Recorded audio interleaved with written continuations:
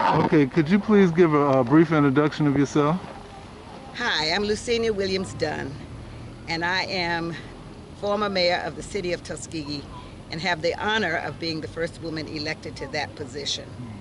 I am a native of Tuskegee, and I always called Tuskegee the largest little city in the world because everywhere I've been, there's been somebody that knew somebody from Tuskegee. Hmm. Okay, I am currently the president, CEO, and founder of the Tuskegee Macon County Community Foundation and the facilitator for the Movement 46, sometimes known as TM 46. okay. I'd like to ask you a question. Could you please give us your thoughts on the importance of voting?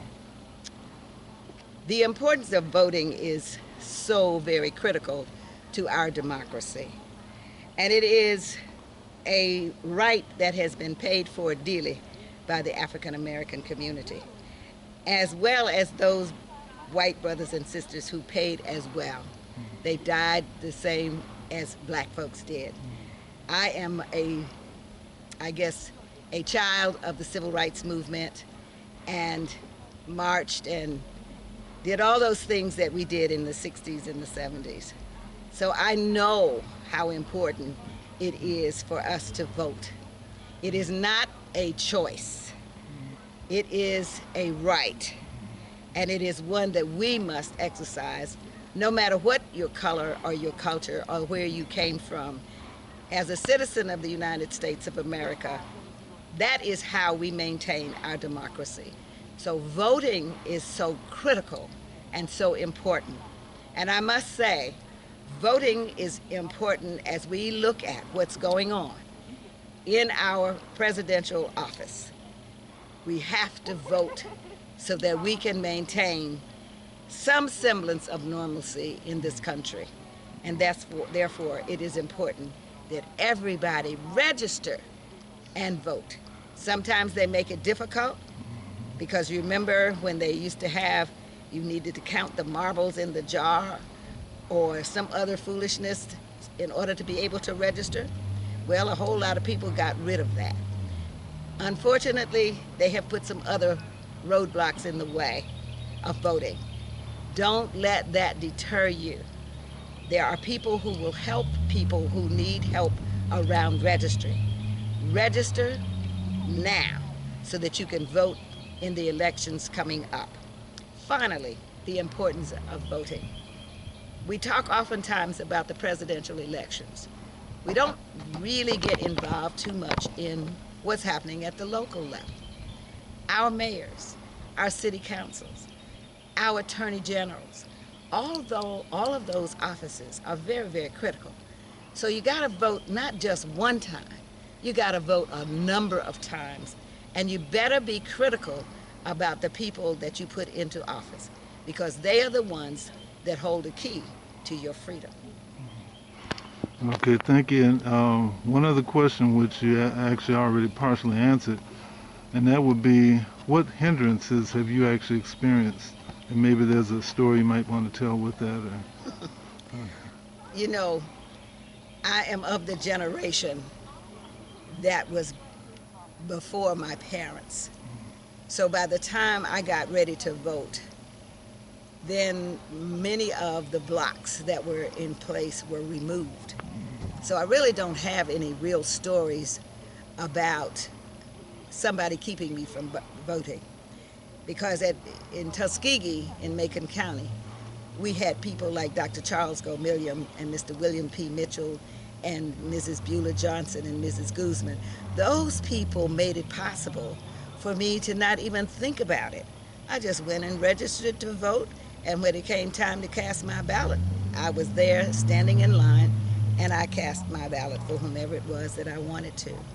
So I don't have any stories, but I do have the stories about being chased by a group of white men in a truck with guns. And that was when I worked for TISEP, the Tuskegee Institute Community Education Program, that was the brainchild of Dr. Bertrand Phillips. And Dr. Bertrand Phillips put us out in the communities because that was how we learned that we have an obligation to go out and help the least of those. And so I was in Lee County, Alabama, which is now home of Auburn, which is the home of Auburn University.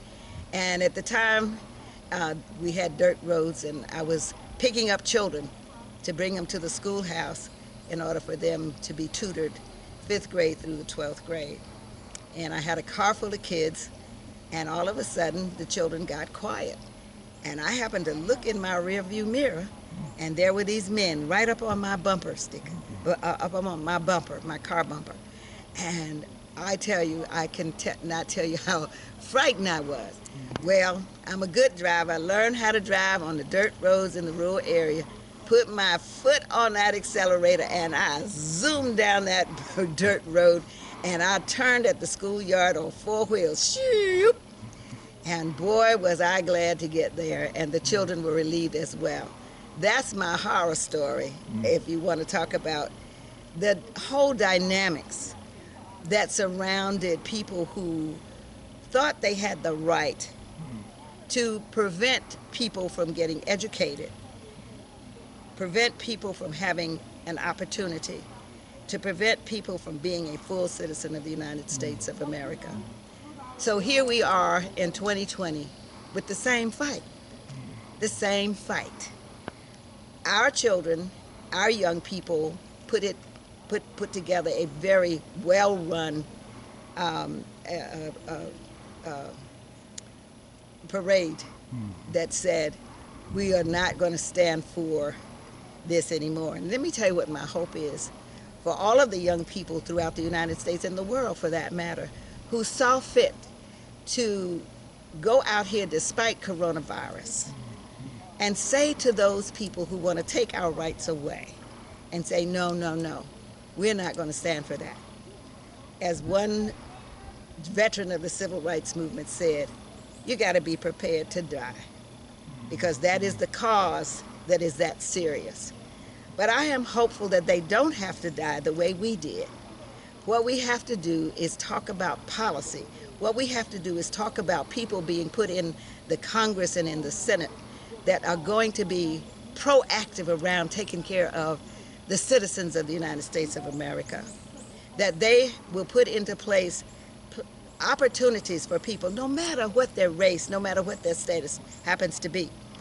You know, sometimes we lament about things that are happening to us, but I'm going to tell you, God saw fit to put this coronavirus, because this coronavirus did what? It eliminated those things that are really structurally bad. Institutionalized racism, for an example.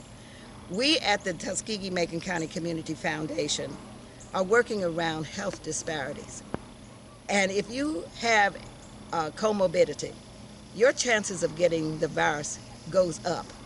And when you deal with the number of people who have multiple conditions, diabetes and cancer and high blood pressure, all of those things, and you combine all of that, and you then say, I'm exposed to the coronavirus, then the chances of you dying goes way up. So what we are doing here is making sure that people get tested. Now, getting tested is a right. And what we have is a lot of rules and regulations that prohibit people from getting the test. That right there tells you how much you need to go out and vote, because those are the people who will make those rules and regulations. Those are the people who will bring hospitals to rural areas. Those are the people that will say to the large corporations, you got to pay your dues, because you see, it is our little dollars, our little nickels, our little quarters that make it possible for you, for you to be rich. So the young people are setting an example, and I support them 1,000%.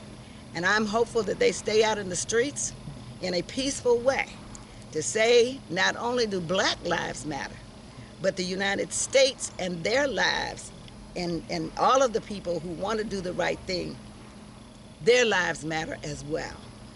And one more thing, we need to be very circumspect about the people that we hire in our police departments. You see, everybody can't be a policeman. And so with all of the psychological tests and other kind of apparatus, we need to take that seriously and make sure that we choose the right people for the right jobs, for the right purposes. And so I am urging the mayors and the city council and all of those people who have responsibility for choosing and putting up the guidelines for hiring that we institute a new way of bringing folks on board. We need the police. There are bad people out there. There are people who are doing things that are causing harm and pain all over the place. So we need to be able to investigate them and put them in jail.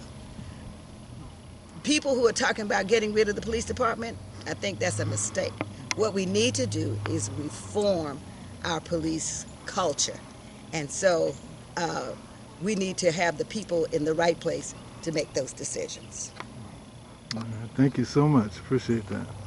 Okay.